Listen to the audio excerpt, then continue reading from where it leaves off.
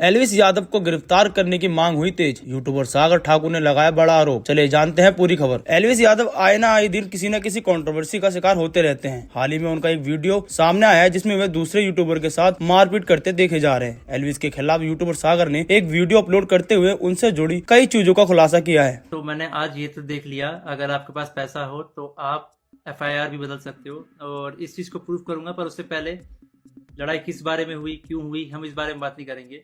मैं सीधा पॉइंट पे बढ़ता हूँ। एलविश ने जो लोकेशन दी थी वो उसके घर की लोकेशन थी, या फिर किसी के तो घर की लोकेशन थी, और मेरा इंस्टिंक्ट बोला कि मुझे उसे अपने लोकेशन पर बुलाना चाहिए जो एक पब्लिक लोकेशन हो। अब मेरे को यही था भाई, जो भी गलत फहमी है डिबेट से सॉल्व करो। अगर आपको लगता है आप सही हो तो आप डिबेट करो, मेरे को लगता है मैं सही हूँ, मैं डिबेट करूंगा। तो कुल मिला के शब्दों से ही जीतना था इस चीज़ को, और मैंने पूरी तैयारी की थी। मैंने वहाँ पे सोफ़ा वोफा सब लगाया था कि जब एलविश भाई आएंगे तो वहाँ बगल में बैठेंगे, ये वो फलान ठिकाना। लेकिन जैसे ही वो आए, एक तो अटैक करना शुरू कर दिया, ऊपर से बहुत सारे बंदों के साथ आए। ऊपर से ये भी नहीं था कि 1-on-1 फाइट हो, उसके साथ उसके कुछ बंदे थे वो भी मदद कर रहे थे उसकी। इस तरीके से मदद कर रहे थे कि मैं कुछ कर ही नहीं पा रहा था, क्योंकि मेरे को 2-3 लोगों ने पकड़ लिया था अगल बगल से। अब जब लड़ाई हुई, लड़ाई के बीच में ही एलविश ने मेरे को लगभग ये अपने घुटनों से नाक पे मारा, कई बार हाथों से मेरे सिर्फ मुंह पे मारा। और जब मारा उसके बाद उसने बगल से एक फ़ोन भी उठाया जो दूसरे एंगल पे रिकॉर्डेड है, और फ़ोन से मेरे स्पाइन पे मारा। और आप सभी को पता है, अगर स्पाइन पे गलती से भी स्पाइन टूटता है तो आप ज़िंदगी भर के लिए लावारिस हो सकते हो, अपाहिज हो सकते हो। तो उसके बावजूद उसने मारा मारा, और उसके बाद उसने क्या किया, जान से मारने की धमकी भी दे दी। अब जान से मारने की धमकी 1-2 बार नहीं दी, मल्टीपल टाइम्स दी। कम से कम जितना मुझे पता है 3 बार तो दी ही थी उसने धमकी जान से मारने की, और ऑफ कैमरा भी उसने कई बार जान से मारने की धमकी दी। अब ये सब होने के बाद जब लड़ाई वड़ाई ख़त्म हो गई, तो उसके बाद वो वापस जा रहे थे, तो वो जो बंदे लाया था उनमें से कुछ बंदे मेरे को, मतलब होता है ना एक प्यार से धमकाने वाला सीन, कि भाई सॉरी बोल दे, क्यों ले रहा है पंगे, ये वो। भाई मैं तो अपने चीज़ों पे अटल था। मैंने बोला मैं सॉरी तो नहीं बोलूँगा, क्योंकि मैंने गलती तो की नहीं है। उसके बाद एलविश ने भी थोड़ा ट्राई किया था सॉरी बुलवाने के लिए, लेकिन मैंने उसको भी सॉरी नहीं बोला। और ये सब जब हुआ तो शुरू में मेरे को लगा मेरे को सिर्फ यहाँ चोट आई है, क्योंकि मेरे को कहीं पे भी दर्द फील नहीं हो रहा था। तो मेरे को शुरू शुरू में सिर्फ यहाँ चोट आई। उसके बाद 1-1.5 घंटे बाद मेरे को यहाँ पे दर्द होना शुरू हुआ, और फिर 2 से 3 घंटे बाद मेरे पूरे स्पाइन में दर्द होना शुरू हुआ। और इस तरीके से हुआ कि मैं सो ही नहीं पाया। सुबह 4 बजे मैंने सोने का ट्राई किया था, मैं दोस्त के घर साकेत गया हुआ था, मैंने सोने का ट्राई किया, अनफॉर्चुनेटली मैं दर्द से सो ही नहीं पाया। उसके बाद हम जब दर्द हो रहा था तो हम गए वहाँ पे मैक्स हॉस्पिटल साकेत के मेडिकल निकलवाने। तो उन्होंने मना कर दिया, विदाउट एफआईआर नहीं होगा। तो मेरा यही था, मेरा दिमाग शॉक में था, एफआईआर हमने की नहीं थी। फिर हमने डिसाइड किया कि दोपहर के 12 बजे के आसपास हम एफआईआर करेंगे लॉज, और उसके बाद मेडिकल करवा लेंगे पुलिस की मदद से ही। तो हम गए एफआईआर करने। अब जब एफआईआर करने गए तो हमने पूरा बता दिया कि भाई ये सेक्शन लगाना है, अटेम्प्ट टू मर्डर है, साफ साफ दिख रहा है। तो जो एसएचओ थे उन्होंने बहुत अच्छे से बात की। उसके बाद एसएचओ अपने इंस्पेक्टर के फ़ोन में कॉल करते हैं, बोलते हैं कि पूरा इसको ना पब्लिक मत करना, गुप्त तरीके से रखना, हम लोग गुप्त तरीके से लड़ेंगे।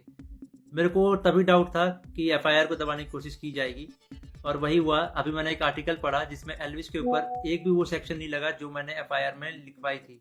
अटेम्प्ट टू मर्डर का एक भी सेक्शन नहीं है उसमें। तो कुल मिला के मैं क्या समझूं, अगर आपके पास पैसा हो तो आप एफआईआर भी बदल सकते हो। मतलब हरियाणा में इस तरीके से गुंडागर्दी चल रही है कि एक बंदा आता है, मारता है, और उसके खिलाफ कोई एक्शन नहीं होता, उसको पुलिस पकड़ के लेके नहीं जाती। यहाँ पे इस बात को 24 घंटे हो चुके हैं, और वो बंदा अभी हंस रहा होगा कि उसको कोई पकड़ के नहीं ले गया, उसको फर्क ही नहीं पड़ा होगा। मैं हरियाणा के सीएम खट्टर जी से रिक्वेस्ट करना चाहूँगा कि इस गुंडे एलविश यादव को अरेस्ट करवाओ।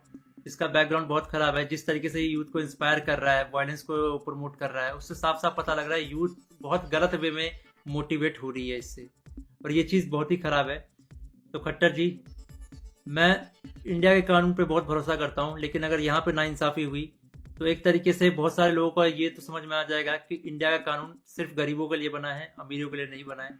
तो मैं नहीं चाहता कि ये कानून भी, ये एफआईआर भी दब जाए, और साफ साफ पता लग रहा है दबाने की कोशिश की जा रही है इस एफआईआर को। अगर ये एफआईआर दबता है तो ये इंडिया के कानून की हार है।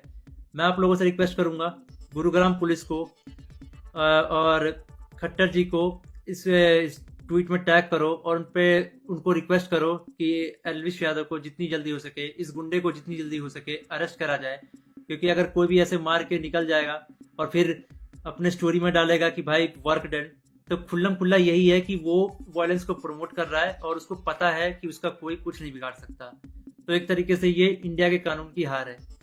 तो अभी जो मैं एफआईआर लिखवा के आया था, मुझे उसकी कॉपी भी नहीं मिली और मुझे लगता है मिलेगी भी नहीं। बोला तो वैसे सुबह मिल जाएगी, लेकिन आई डोंट थिंक सो, क्योंकि आर्टिकल में साफ साफ दिख रहा है कि एफआईआर के जो सेक्शन है वो बहुत अलग किए गए हैं। तो इंडिया के कानून का मजाक ना बने, तो आप लोगों से एक आखिरी बार रिक्वेस्ट है, सीएम खट्टर जी को गुरुग्राम पुलिस के ऊपर टैग से टैग किया जाए ताकि ये मामले को वो लोग सीरियसली ले। इन द एंड अगर इस बीच में मुझे कुछ भी होता है, मेरे पे कोई भी जानलेवा हमला होता है, इसका जिम्मेदार एल्विश यादव होगा या फिर उसके दोस्त होंगे या फिर गुरुग्राम पुलिस होगी जिसने मेरे एफआईआर को पूरा का पूरा बदल दिया और पता नहीं क्या एफआईआर लिख दिया। और ये इंडियन कानून की बेइज्जती है, ये तो मैंने देख लिया। कुछ नहीं भाई, अगर तुम्हारे पास पैसा हो तो कुछ भी कर सकते हो, ये तो मैंने देख लिया भाई।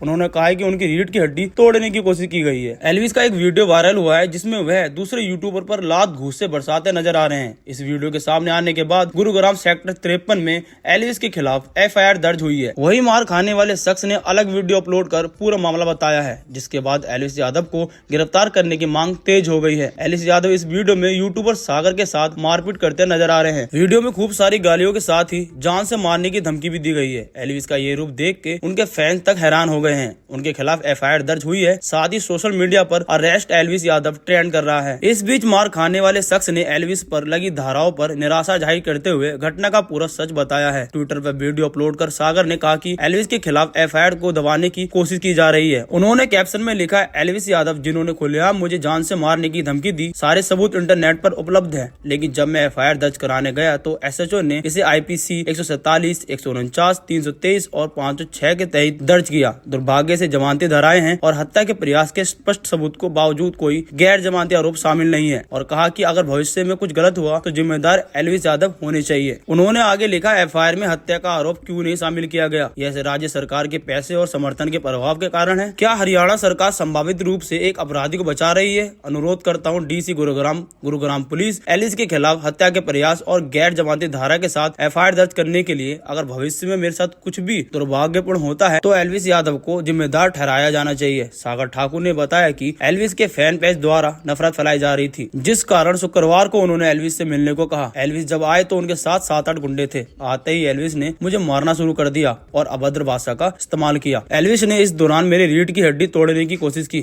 ताकि मैं शारीरिक रूप से कमजोर हो जाऊं। आपकी इस खबर पर क्या राय है? अपनी राय कमेंट बॉक्स में जरूर बताएं और भी ऐसी तमाम खबरों के लिए चैनल को सब्सक्राइब करें।